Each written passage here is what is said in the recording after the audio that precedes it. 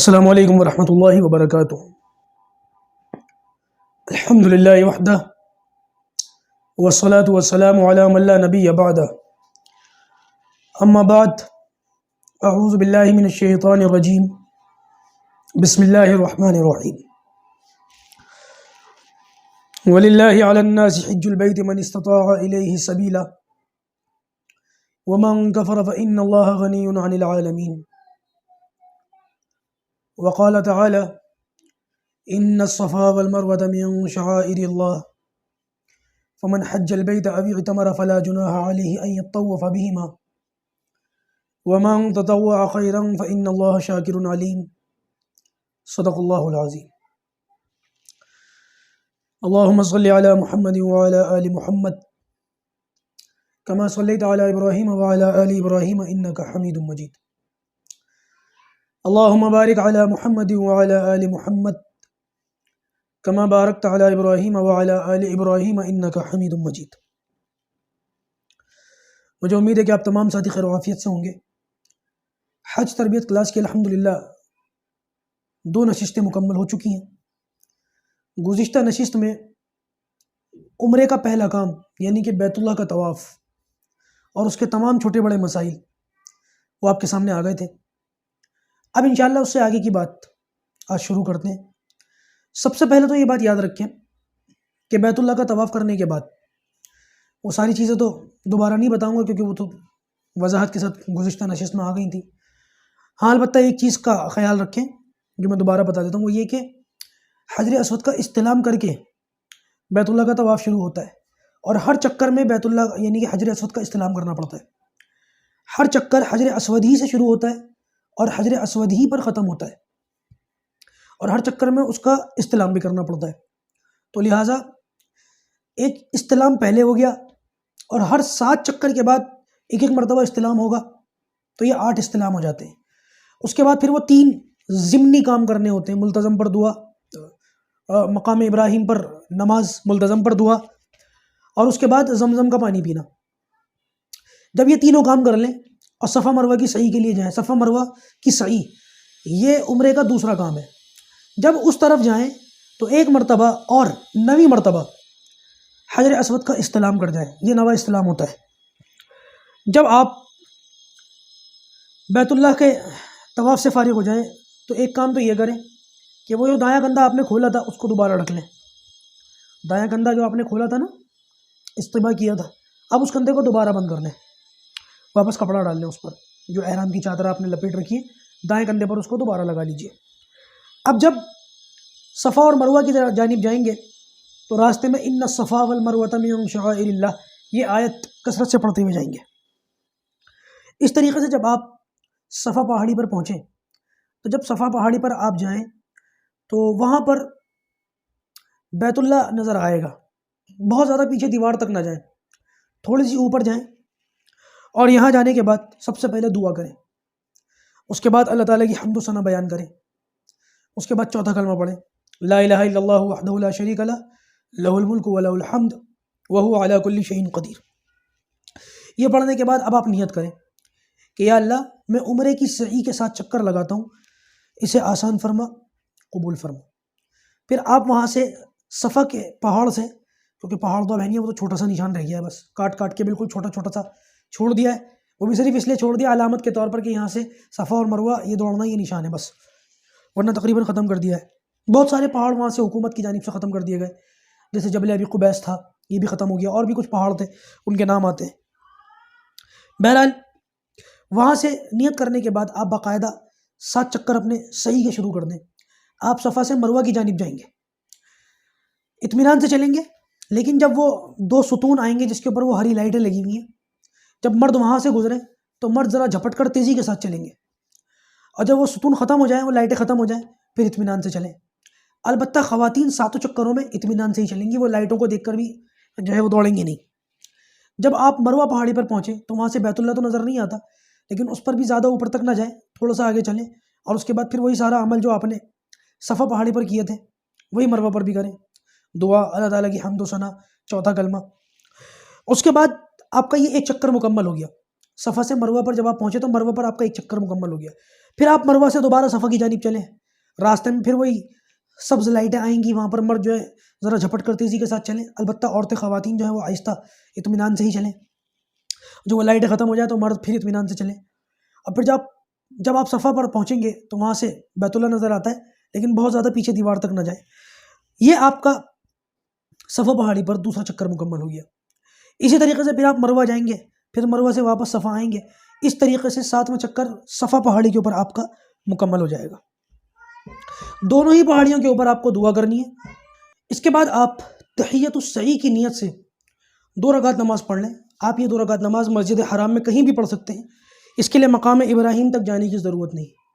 البتہ ایک بات کا خیال رکھیں، جب آپ وہ سبز لائٹیں آتی ہیں نا، اس میں مردوں کو تیز دوڑنا ہوتا ہے، ایک تو بھیڑ کی وجہ سے وہاں پر بھی تیز دوڑنا بڑا دشوار ہے۔ آپ جیسے کہ میں نے بتایا نا، ذرا جھپٹ کر تیزی کے ساتھ چلیں گے تو اتنی بھیڑ ہوتی ہے کہ اس کا موقع ہی نہیں ملتا، تو اگر موقع نہ ملے تو پریشان نہ ہو۔ اسی طریقے سے جب آپ تحیۃ السعی کی نیت سے 2 رکعت نماز پڑھیں گے تو آج کل ماشاءاللہ حاجیوں کی تعداد اتنی زیادہ ہوتی جا رہی ہے کہ وہاں پر بڑی مشکل سے جگہ ملتی ہے، تو جہاں کہیں بھی آسانی کے ساتھ جگہ ملے آپ وہاں جا کر کے وہاں کھڑے ہو کر کے تحیۃ السعی کی نیت سے 2 رکعت نماز پڑھ لیں۔ جب آپ نے یہ 2 رکعت نماز پڑھ لی تو آپ کا عمرے کا دوسرا کام یعنی کہ صفا مروہ کی سعی، یہ کام مکمل ہو گیا۔ اب آپ عمرے کا آخری کام کریں گے، یعنی کہ بالوں کو منڈوائیں گے یا کٹوائیں گے۔ دیکھیے منڈوانا بہتر ہے، اس لیے کہ نبی کریم صلی اللہ علیہ وسلم نے بالوں کو منڈوانے والوں کو کئی مرتبہ دعائیں دی ہیں، اور اگر کوئی شخص منڈوانا نہ چاہے، اس نے لمبے لمبے بال رکھے ہوئے ہوں، وہ 1 پور کے برابر اپنے بالوں میں سے کٹوا لے تو اتنا بھی کافی ہے۔ کم سے کم 1/4 سر کے بالوں میں سے 1 پور کے برابر بال کٹوانا یہ واجب ہے، اور سارے سر کے بال میں سے 1 پور کے برابر بال کٹوانا یہ مسنون ہے، یعنی کہ سنت ہے۔ خواتین کے لیے بھی یہی مسئلہ ہے، خواتین تو بال نہیں منڈوا سکتی، یہ ان کی زیب و زینت کے خلاف ہے، البتہ وہ اپنے بالوں کو کٹوائیں گی، اور ان کے لیے بھی یہی مسئلہ ہے کہ وہ 1/4 کے سر کے بالوں میں سے کٹوائیں تو یہ کم سے کم ان کے لیے واجب ہے، اور اگر سارے سر کے بالوں میں سے کٹوائے تو یہ مسنون ہے۔ خواتین سے اکثر و بیشتر ایک غلطی اور کوتاہی یہ ہوتی ہے کہ وہ اپنے سر کے بالوں میں سے کوئی ایک لٹ لے کر اس کو کاٹ لیتی ہیں۔ یاد رکھیے گا، اگر کسی خاتون نے ایسا کیا تو اس کا یہ عمرے کا جو تیسرا کام ہے وہ مکمل نہیں ہوگا، واجب ادا نہیں ہوگا، بلکہ اگر کسی خاتون نے یا کسی مرد نے اس قسم کی کوئی کوتاہی یا غلطی کی، بعض مرد بھی ایسے ہوتے ہیں جنہوں نے پٹے بال رکھے ہوتے ہیں لمبے لمبے، اگر انہوں نے بھی یہ غلطی کی تو یاد رکھیے گا اس صورت کے اندر ایک دم لازم آئے گا، تو لہٰذا اس کے لیے ضرورت ہے اس کا خیال رکھیں۔ اس سے فارغ ہونے کے بعد آپ کا عمرہ مکمل ہو گیا، اور احرام کی جو پابندیاں آپ پر یہاں سے لگی تھی نیت کرتے وقت، وہ ساری پابندیاں ختم ہو گئی۔ اب آپ بغیر یعنی کہ غسل وغیرہ کر کے بغیر احرام کے رہیں اور سلے ہوئے کپڑے پہن لیں۔ اب یہاں سے 2 کام ہو سکتے ہیں، یا تو عمرہ کرنے کے بعد آپ کو مدینہ منورہ لے جایا جائے، تو اس صورت کے اندر آپ بغیر احرام کے ہی مدینہ منورہ چلے جائیں، اور اگر وہیں پر قیام ہے، حج تک رکنا ہے، تو آپ بغیر احرام کے سلے ہوئے کپڑوں میں وہاں رک سکتے ہیں، اور احرام کی پابندیاں آپ کے اوپر سے ختم ہو گئیں۔ آپ جتنا چاہیں اتنا زیادہ عبادت کریں، کثرت سے نفل پڑھیں، کثرت سے عمرے کریں، کثرت سے طواف کریں، کثرت سے تلبیہ پڑھیں، اللہ تبارک و تعالیٰ کا نام لیں، تو انشاءاللہ یہ جو حج تک کے وہاں کے آپ کے انتظار کرنے کے ایام ہیں یہ بھی کام آئیں گے۔ 8 ذی الحجہ کو پھر باقاعدہ احرام کی جو ہے نا وہ تیاریاں شروع ہو جاتی ہیں، اور احرام کی وہی ساری تیاریاں ہیں جو عمرے کے احرام کے تعلق سے میں نے بتائی تھیں، بھئی وہ غیر ضروری بال صاف کر لینا، نبی ترشوا لینا، غسل وغیرہ ہو تو غسل کر لینا، ان ساری چیزوں کا خیال رکھیں۔ اچھا، 8 تاریخ کو کیونکہ اب باقاعدہ حج شروع ہو جائے گا، آپ کو مینا جانا ہے، پھر عرفات جانا ہے، پھر مزدلفہ جانا ہے، اور پھر اس کے بعد دوبارہ مینا آنا ہے، تو یہ سفر ہوتا ہے بھاگنے اور دوڑنے کا۔ اس کے اندر کچھ سامان کی ضرورت پڑتی ہے، میں وہ بتا دیتا ہوں۔ میں اجتماعی طور پر شروع میں بتاتا کہ اجتماعی طور پر پورے سفر میں گھر سے نکلنے سے لے کے مدینہ منورہ کی حاضری تک جتنی چیزیں ہیں وہ ساری کی ساری کیا ہیں وہ میں بتا دیتا۔ چلیے کوئی بات نہیں، اب انشاءاللہ آخر میں جب یہ حج کا سفر ختم ہو جائے گا، آخر میں وہ ساری چیزیں دوبارہ بیان کر دوں گا، اور آپ ان ساری باتوں کی لسٹ بنا لیجئے گا، اور اپنے مقامی علماء سے یا وہ لوگ جو بار بار حج کرنے جاتے آتے ہیں یا 1-2 مرتبہ گئے ہیں ان سے بھی پوچھ لیجئے گا، کیونکہ حالات بدلتے رہتے ہیں، ٹیکنالوجی بدلتی رہتی ہے، ترقی ہوتی رہتی ہے، تو ہو سکتا ہے کچھ پرانی چیزیں ختم ہو جائیں اور کچھ نئی چیزوں کی ضرورت پڑ جائے، لیکن ابھی لیٹسٹ حال ہی کے دور میں جن چیزوں کی ضرورت ہے میں ان کو بیان کروں گا، لیکن آخر میں فی الحال ابھی ان چیزوں کو سمجھ لیں کہ جب آپ عمرے سے فارغ ہو کر 8 ذی الحجہ کو باقاعدہ آپ کا حج کا سفر شروع ہو جائے گا، آپ کو کون کون سی چیزوں کی ضرورت پڑے گی، آپ باقاعدہ ان چیزوں کو توجہ سے سنیں اور ان کی لسٹ بنا لیں۔ سب سے پہلے کوئی ایک نارمل چٹائی لے لیں یا دری لے لیں، چٹائی یا دری، اس میں سے آپ کو کسی ایک چیز کی ضرورت پڑے گی۔ ایک جوڑی کپڑا، نارمل جو سوٹ آپ نے پہن رکھا ہے ایک کپڑا یہ لے لیں۔ اس کے علاوہ ایک جائے نماز لے لیں نماز وغیرہ پڑھنے کے لیے. ایک پانی کی بوتل لے لیں، لیکن وہ بوتل تھوڑی چھوٹی لیں، ایسی لے لیں کہ گلے میں لٹک جائے. چھوٹی کا مطلب 1 آدھ لیٹر بھی چل جائے گی. زیادہ بڑی لیں گے تو گلے میں لٹکا نہیں پائیں گے، کیونکہ سامان وغیرہ کے تعلق سے جو وہاں پر نوعیت ہوتی ہے بوتل وغیرہ جو ہے وہ گلے میں لٹکانی پڑ جاتی ہے. اس لیے اس کے علاوہ احرام کی جو چادریں ہوتی ہیں، ایک تو آپ باندھیں گے 8 تاریخ سے، ایک چادر آپ ایکسٹرا لے لیں. یعنی کہ 2 چادریں ہوتی ہیں نا، ایک لنگی کی طرح باندھنے کی، ایک کندھوں پر ڈالنے کی. یہ 2 چادریں ہوتی ہیں. اسی طریقے سے 2 چادروں کا ایک الگ سیٹ رکھ لیں اپنے پاس ایڈوانس میں، ایکسٹرا میں. اس کے علاوہ ضرورت ہو، تیز دھوپ ہو یا برسات کا موسم ہو، دونوں ہی صورتوں کے اندر آپ کو چھتری کی ضرورت پڑ سکتی ہے. اس لیے کہ آپ امبریلا بھی اپنے ساتھ رکھیں. وہاں پر کمپنیوں کی طرف سے جو کوپن قربانیوں کے دیے جاتے ہیں، اگر آپ وہاں کسی کمپنی وغیرہ سے اپنی قربانی کرواتے ہیں تو وہ قربانی کا کوپن ضرور آپ کے پاس رکھیں. اس کے علاوہ ایک تکیہ، یہ تکیہ نارمل والا نہیں ہوگا، بلکہ ایک تکیہ آتا ہے، وہ پھونک مار کر جو ہے وہ ہوا بھر لیتے ہیں اس میں، وہ ہوا بھرنے والا تکیہ ایک وہ رکھ لیں. اس کے علاوہ ایک چادر رکھ لیں، ضرورت پڑ سکتی ہے آپ کو اوڑھنے کے لیے. اس کے علاوہ کچھ تھوڑا موٹا کھانے پینے کے لیے بسکٹ چپس وغیرہ چھوٹی موٹی، چاکلیٹ واکلیٹ نہ رکھیں خدا کے واسطے. چپس رکھ لیں، سوکھی آئٹم رکھ لیں. بسکٹ رکھ لیں، بسکٹ بھی کریم وریم والے نہ رکھیں، نارمل رکھیں تو زیادہ اچھا ہے. اگر آپ شوگر کے یا کسی بیماری کے اندر، تھائرائڈ ہو سکتا ہے، شوگر ہو سکتی ہے، استھما ہو سکتا ہے، تو مناسب دوائیاں اپنی ساتھ رکھیں. اس کے علاوہ اگر آپ ماشاءاللہ ہیلدی آدمی ہیں اور ٹھیک ٹھاک ہیں، تب بھی نزلے، بخار، اس کی دوائیاں ضرور ساتھ رکھیں. اور ایک ضروری چیز وہ یہ کہ اپنے ساتھ چارجر اور پاور بینک، یا چارجر رکھیں یا پاور بینک رکھیں. بہتر ہے کہ پاور بینک رکھیں، کیونکہ کبھی کبھی چارجنگ کرنے کی نوبت نہیں آتی. اس لیے چارج کیا ہوا ایک پاور بینک اپنے پاس رکھیں، تو انشاءاللہ اس کی ضرورت پڑے گی آپ کو ان حج کے 5 دنوں میں. اس کے علاوہ کا جتنا بھی آپ کا سارا سامان ہے، وہ سارا کا سارا سامان جو ہے وہ اپنے مکہ مکرمہ کی جو رہائش ہے وہاں پر، اپنی آپ کی جہاں پر رہائش گاہ، جو ہوٹل وغیرہ جو بھی ہے وہاں پر محفوظ رکھیں. اور یہ ساری چیزیں ایک بڑا سا تھیلا یا بیگ لے کر کے اس میں جمع کر لیں. اس کے بعد آپ کا حج کا سفر شروع ہو جائے گا. اب میں باقاعدہ حج کا سفر بیان کرنے لگا ہوں، آپ اس کو توجہ سے سنیے گا، کیونکہ ابھی تک تو احرام کی اور عمرے کی ہی ساری باتیں آئی تھیں، اب حج کے تعلق سے باتیں آئیں گی. دیکھیے، 8 ذی الحجہ کو سب سے پہلے ایک کام تو آپ کو یہ کرنا ہے کہ آپ کو احرام باندھ لینا ہے. ہاں، احرام باندھنے سے پہلے افضل یہ ہے کہ آپ نفلی طواف کر لیں. آپ یہ نفلی طواف سلے ہوئے کپڑوں میں بھی کر سکتے ہیں، اور احرام کی جو چادریں ہیں وہ باندھ کر بھی کر سکتے ہیں. اور طواف کرنے کے بعد ظاہر سی بات ہے وہ تینوں کام، ملتزم پر دعا، مقام ابراہیم پر 2 رکعت، اور زمزم کا پانی پینا. یاد رکھیے جب تک یہ تینوں ضمنی کام آپ نہیں کریں گے تب تک آپ کا کوئی بھی جو ہے وہ طواف مکمل نہیں ہوگا. اچھا جی، یہ کام کرتے وقت ایک چیز کا خیال رکھیں، اگر بہت مناسب ہو تو یہ احرام باندھنا، یہ جو حج کا احرام آپ باندھیں گے یہ مسجد حرام ہی کے اندر ہو. اور اگر زیادہ آسانی کے ساتھ یہ کام کر سکیں تو آپ یہ کام حتیم کے اندر بھی کر سکتے ہیں. حتیم بیت اللہ کا ہی حصہ ہے. یہ وہ حصہ ہے جو بیت اللہ ہی کا شمار کیا جاتا ہے، البتہ اس کے اوپر چھت نہیں ہے، بس اتنا فرق ہے یہ بھی خانہ کعبہ ہی. لیکن یہ بات یاد رکھیے گا کہ وہاں تک پہنچنے کے لیے کسی کو دھکا مکی کرنا، کسی کو تکلیف پہنچانا، یہ سب جائز نہیں ہے.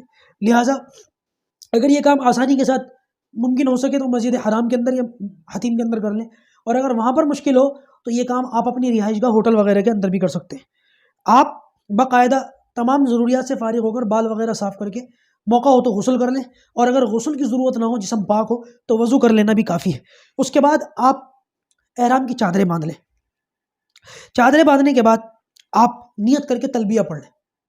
اس سے پہلے آپ 2 رکعت نماز پڑھ لیں، 2 گانا. پہلی رکعت میں قل یا ایھا الکافرون، اور دوسری رکعت میں قل هو اللہ احد. یہ دونوں صورتیں پڑھنا مستحب اور افضل ہے. دوسری کوئی اور صورت بھی پڑھنا چاہیں تو پڑھ سکتے ہیں. اس کے بعد آپ دعا کریں، اور دعا میں اللہ تعالیٰ کے لیے، اپنے اللہ تعالیٰ سے حج کے سفر کی آسانی کے لیے دعا کریں، اور زبان سے یہ الفاظ کہہ لیں، اللہم انی اسألک رضاک والجنہ واعوذ بک من غضبک والنار. اس کے بعد آپ نیت کر کے تلبیہ پڑھ لیں. دیکھیے، نیت دراصل دل کے ارادے کا نام ہے، اور زبان سے بھی اگر یہ ارادہ کہہ لیں، دل میں یہ ارادہ ہے میں حج کا احرام باندھتا ہوں، آپ نے دل میں یہ نیت کر لی، ارادہ کر لیا، آپ کی نیت ہو گئی. البتہ زبان سے کہہ لینا بھی کافی اور بہتر ہوگا. زبان سے یوں کہہ لیں، اللہم انی ارید الحج فیسرہ لی وتقبلہ منی. یا اللہ، میں حج کا جو ہے احرام باندھتا ہوں، حج کی نیت کرتا ہوں، اس کو میرے لیے آسان فرما اور اس کو میری طرف سے قبول فرما. یہ کہہ کر آپ 3 مرتبہ تلبیہ پڑھیں. مرد ذرا 3 مرتبہ بلند آواز سے تلبیہ پڑھیں گے، اور عورتیں آہستہ آواز سے تلبیہ پڑھیں گی. 1 مرتبہ تلبیہ پڑھنا یہ ضروری ہے، اور 3 مرتبہ تلبیہ پڑھنا یہ مسنون ہے. البتہ جو عورتیں جو خواتین معذوری کی حالت میں ہیں ان کے لیے اس بات کا خیال رکھا جائے کہ وہ بھی احرام باندھ کر اور نیت کر کے 3 مرتبہ تلبیہ پڑھ کے وہ بھی حج کا جو ہے ارادہ کر لیں گی.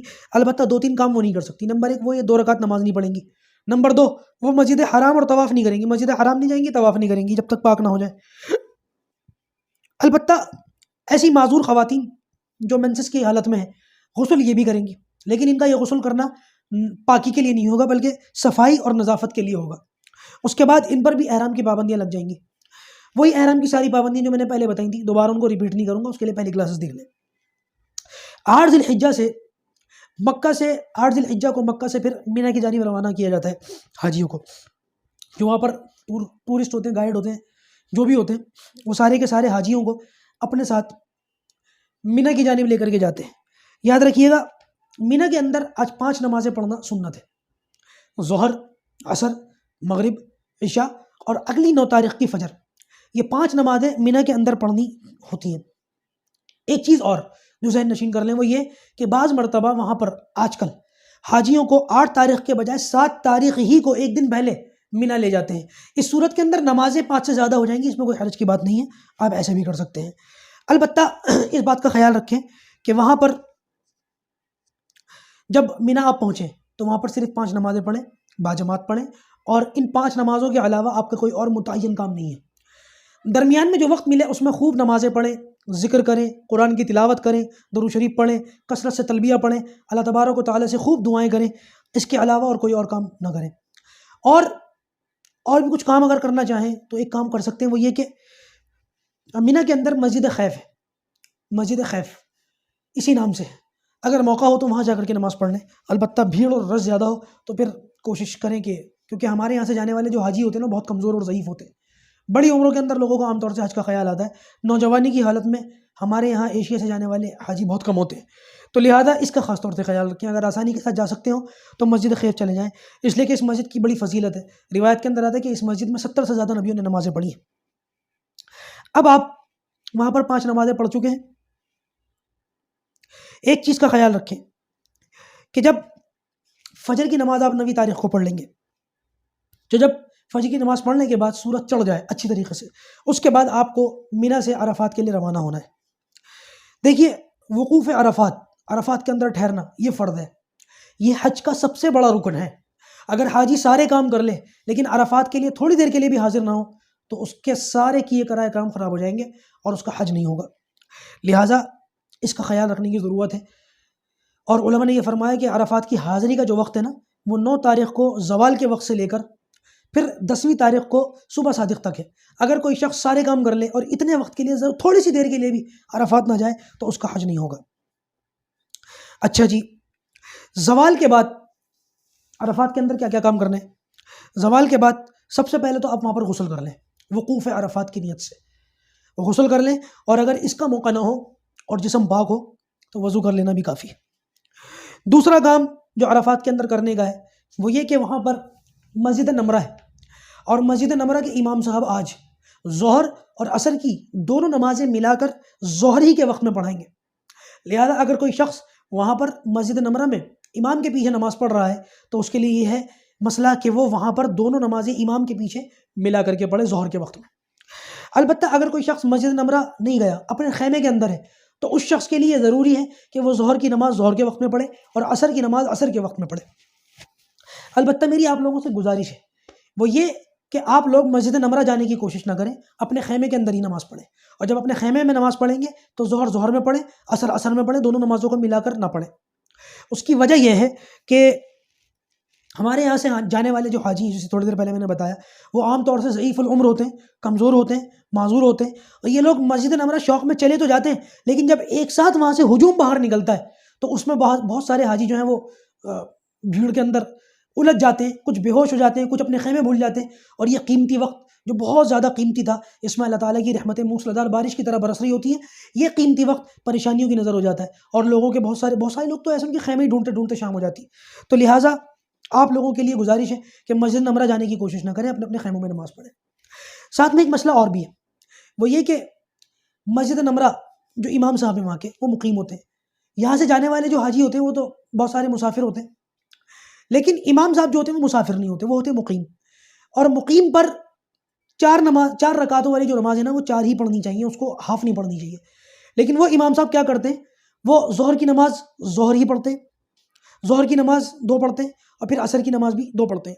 ان دونوں نمازوں میں وہ 4 رکعت کے بجائے 2 رکعت پڑھتے ہیں، اور عام طور سے یہ امام وہیں کے مقامی ہوتے ہیں، مکہ مکرمہ ہی کے ہوتے ہیں، لہٰذا ان کی یہ نماز فقہ حنفی کے مطابق، حنفی مسلک کے مطابق درست نہیں ہوگی، ان کے پیچھے جو نماز پڑھے گا ان کی نماز نہیں ہوگی۔ تو لہٰذا آپ لوگوں کے لیے مسئلہ بھی یہ ہے، اور آپ سے درخواست بھی یہ ہے کہ مسجد نمرہ جانے کی کوشش نہ کریں، بلکہ اپنے خیموں کے اندر ہی نماز پڑھیں۔ ایک کام تیسرے نمبر پر مسجد اس کا عرفات کا جو کرنے کا ہے وہ یہ کہ ظہر کی نماز کے بعد اللہ تبارک و تعالیٰ کے سامنے خوب گڑ گڑا کر کے دعائیں کریں، درود شریف پڑھیں، استغفار کریں، اور کچھ نفلیں پڑھیں، اور جتنا ہو سکے دعاؤں کے اندر اپنے آپ کو لگائیں اور کھپائیں۔ اس کے بعد جب عصر کی نماز کا وقت آ جائے تو عصر کے وقت میں اذان دیں، نماز پڑھیں، اور نماز پڑھنے کے بعد عصر سے فارغ ہو کر پھر یہ سب سے زیادہ، یعنی کہ ایک طریقے سے ایک تو عرفات، سارے حج کے سفر کا خلاصہ عرفات کا وقوف، اور عرفات کے اندر جو سب سے زیادہ خلاصہ ہے نا وہ یہ عصر اور مغرب کے بیچ کا، یہ سب سے زیادہ قیمتی وقت ہے۔ اس کے اندر جتنا ہو سکے کھڑے ہو کر کے دعائیں کریں، اور اگر مشقت کا، بیمار پڑنے کا خوف نہ ہو تو تھوڑی دیر دھوپ میں کھڑے ہو کر کے دعائیں کریں، اور اس میں خوب کثرت سے جتنا ہو سکے اللہ تعالیٰ سے راز و نیاز کر کے، گڑ گڑا کے اور رو کے اللہ تعالیٰ سے دھو کر کے دعا مانگیں اللہ تبارک و تعالیٰ کے سامنے، جتنا ہو سکے اللہ تبارک و تعالیٰ سے اپنے لیے، اپنے بچوں کے لیے، اپنے ملک کے لیے۔ اس وقت ہمارے ملک کے حالات کتنے خراب ہیں، اپنے ملک کے لیے دعائیں کریں کہ اللہ پاک عافیت کا معاملہ فرما، آسانی کا معاملہ فرما، خیر کا معاملہ فرما، اللہ تبارک و تعالیٰ سے ان ساری چیزوں کے لیے دعائیں کریں۔ اچھا جی، چوتھا کام جو کرنے کا ہے عرفات کا وہ یہ کہ آپ کو یہ کام سورج کے ڈوبنے تک کرنا ہے، خوب دعاؤں کا اہتمام کرنا ہے، سورج ڈوبنے تک عرفات کے اندر ہی رہیں، باہر جانے کی کوشش نہ کریں۔ نبی کریم صلی اللہ علیہ وسلم نے ارشاد فرمایا کہ اگر کوئی کسی شخص کا اونٹ گم ہو جائے تو وہ اس کو تلاش کرنے کے لیے بھی عرفات سے باہر نہ نکلے۔ وہاں باقاعدہ حکومت کی طرف سے بھی گاڑیاں وغیرہ کھڑا کر کے راستے بند کر دیے جاتے ہیں، لیکن بعض نوجوان ایسے ہیں جو مزدلفہ جلدی پہنچنے کے چکر میں عرفات میں سورج غروب ہونے سے پہلے ہی نکل جاتے ہیں۔ یاد رکھیے، اگر کوئی شخص سورج غروب ہونے سے پہلے عرفات سے باہر نکل گیا اور سورج ڈوبنے سے پہلے واپس نہیں آیا تو اس پر ایک دم لازم آئے گا۔ ہم میں سے بہت سارے حاجیوں کی غلطی یہ بھی ہے کہ ان کو عرفات کون سا میدان ہے پتہ ہی نہیں ہوتا۔ پہلی مرتبہ جانے والے بہت سارے لوگ جو حج کر کے واپس آئے انہوں نے مجھے پرسنلی بتایا کہ مفتی صاحب ہم تو باہر عرفات میں تھے ہی نہیں اور ہم سمجھ رہے تھے عرفات میں ہیں۔ بعد میں کسی وہاں کے مقامی یا کسی رہبر نے بتایا کہ آپ عرفات میں نہیں ہیں، باہر ہیں۔ تو لہٰذا اس کی خوب اچھی طریقے سے جانچ پڑتال کریں اور عرفات کے اندر ضرور حاضر ہو جائیں۔ ایسے بہت سارے حاجی ہوتے ہیں جو بیمار ہو جاتے ہیں، بے ہوش ہو جاتے ہیں، اچانک ان کو جو ہے وہ ضرورت پڑ جاتی ہے ہاسپٹل وغیرہ کے اندر۔ بتایا بہت سارے لوگوں نے کہ باقاعدہ اسٹریچر کے اوپر ان لوگوں کو لایا جاتا ہے عرفات کے اندر، اسی بے ہوشی کی حالت میں تھوڑی دیر کے لیے ان کو عرفات میں روکا جاتا ہے اور اس کے بعد واپس ایمبولینس میں بٹھا کے ان کو واپس لے جاتے ہیں کہ اتنی محنت کر کے یہ بیچارہ یہاں تک آیا ہے، کہیں ایسا نہ ہو کہ اس کی حاضری بیکار ہو جائے۔ تو لہٰذا بے ہوش آدمی کو بھی اسپتالوں کی جانب سے باقاعدہ ان کو اسٹریچر پر ڈال کر عرفات اندر لایا جاتا ہے۔ آپ اندازہ لگا لیں کتنا اہم کام ہے۔ تو لہٰذا غروب آفتاب تک عرفات کے اندر ہی رہیں، باہر نکلنے کی کوشش نہ کریں۔ پانچواں کام جو کرنے کا ہے وہ یہ، سورج غروب ہو گیا، آپ عرفات میں ہیں، باقاعدہ مغرب کی نماز کا وقت شروع ہو گیا، لیکن آج اللہ تعالیٰ کا حکم یہ ہے کہ آپ مغرب کی نماز عرفات کے اندر نہ پڑھیں، بلکہ یہاں سے سورج ڈوبنے کے بعد مغرب کی نماز پڑھے بغیر ہی یہاں سے نکل جائیں۔ یاد رکھیے گا، عرفات کے اندر بھی مغرب کی نماز نہیں پڑھنی اور راستے میں بھی مغرب کی نماز نہیں پڑھنی۔ آج اللہ تعالیٰ کا حکم یہ ہے کہ آپ مزدلفہ جب پہنچ جائیں تو مغرب اور عشاء کی نمازیں، دونوں نمازیں ملا کر عشاء کے وقت میں ایک ساتھ پڑھی جائیں گی۔ لہٰذا اگر کوئی شخص باجماعت نماز پڑھ رہا ہے تو وہ بھی دونوں نمازوں کو ملا کر کے پڑھے گا، اور اگر کوئی شخص انفرادی طور پر نماز پڑھ رہا ہے تو اس کے لیے بھی یہ مسئلہ ہے کہ وہ ان دونوں نمازوں کو ملا کر کے پڑھے گا۔ ان دونوں نمازوں کو ملا کر پڑھنے کا طریقہ یہ ہے کہ جب آپ عرفات سے نکلے سورج ڈوبنے کے بعد اور آپ نے مغرب نہیں پڑھی، مزدلفہ پہنچیں گے، مزدلفہ پہنچتے پہنچتے کافی رات ہو جائے گی، عشاء کا وقت شروع ہو چکا ہوگا۔ جیسے ہی آپ مزدلفہ پہنچیں اور آپ کو یقین ہو جائے کہ عشاء کا وقت شروع ہو گیا تو سب سے پہلے اذان دیں، اذان دینے کے بعد تکبیر پڑھیں، اور تکبیر پڑھنے کے بعد سب سے پہلے مغرب کے فرض پڑھیں، اس کے بعد پھر عشاء کے فرض پڑھیں، اس کے بعد پھر مغرب کی سنتیں پڑھیں، پھر عشاء کی سنت پڑھیں، اور آخر میں وتر پڑھیں۔ ایک نماز ہوگی، ایک تکبیر ہوگی، اور اس طریقے سے نماز پڑھی جائے گی۔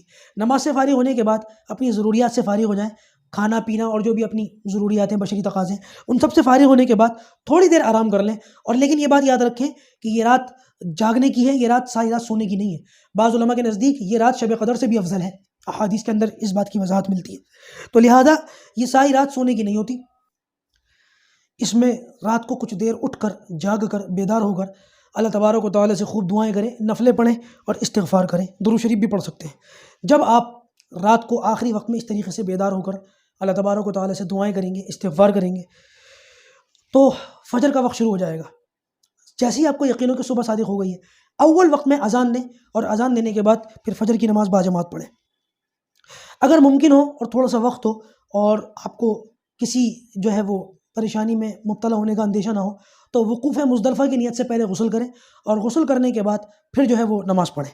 فجر کی نماز پڑھنے کے بعد اللہ تبارک و تعالیٰ سے خوب دعائیں مانگیں، یہ قبولیت کا خاص موقع ہے۔ نبی کریم صلی اللہ علیہ وسلم نے ارشاد فرمایا کہ میں نے کچھ دعائیں اللہ تبارک و تعالیٰ کے سامنے عرفات کے میدان میں رکھی، اللہ تبارک و تعالیٰ نے ان کی قبولیت کا کوئی وعدہ نہیں فرمایا، لیکن پھر وہی دعائیں میں نے مزدلفہ میں فجر کے بعد رکھی تو اللہ تبارک و تعالیٰ نے ان کو قبول کرنے کا وعدہ فرما لیا۔ لہٰذا اس کے اندر تھوڑا سا دعا کریں، فجر کی نماز کے بعد دعاؤں کا اہتمام کریں، اور ایک بات کا خیال رکھیں کہ فجر کی نماز کے بعد تھوڑی بہت دعا کرنے کے بعد اب آپ کو وہاں رکنا نہیں ہے، سورج نکلنے سے پہلے پہلے، سورج طلوع ہونے سے پہلے پہلے آپ کو مینا کے لیے نکل جانا ہے۔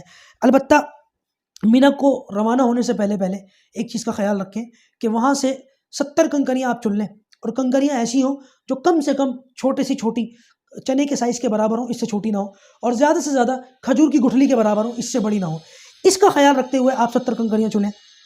7 کنکریاں چننا یہ واجب ہے، البتہ 70 کنکریاں چننا یہ مستحب ہے، اور تھوڑی بہت اگر مناسب لگے تو تھوڑی سی کنکریاں زیادہ لے لیں، کیونکہ ایک آدھ کنکری جب ماری جاتی ہے تو وہ ضائع ہو جاتی ہے، اس کی جگہ دوسری کنکری مارنی پڑتی ہے، اس لیے ایکسٹرا کنکریاں لے لیں تو یہ زیادہ اچھا رہے گا۔ اس کے بعد آپ مینا کے لیے روانہ ہو جائیں، اور اس بات کا خیال رکھیں جو ساری چیزیں بھی بتائی ہیں کہ آپ کو غسل کرنا ہے، فجر کی نماز پڑھنی ہے، دعاؤں کا اہتمام کرنا ہے، کنکریاں چننی ہے، اور سورج طلوع ہونے سے پہلے پہلے مزدلفہ سے مینا کے لیے روانہ ہو جانا ہے۔ انشاءاللہ اس سے آگے کی جو معاملات ہیں وہ اگلی نشست کے اندر بیان کیے جائیں گے۔ اللہ پاک ہم سب کو عمل کرنے کی توفیق عطا فرمائے، بار بار حج کی حاضری کرنے کی توفیق عطا فرمائے۔ السلام علیکم ورحمۃ اللہ وبرکاتہ۔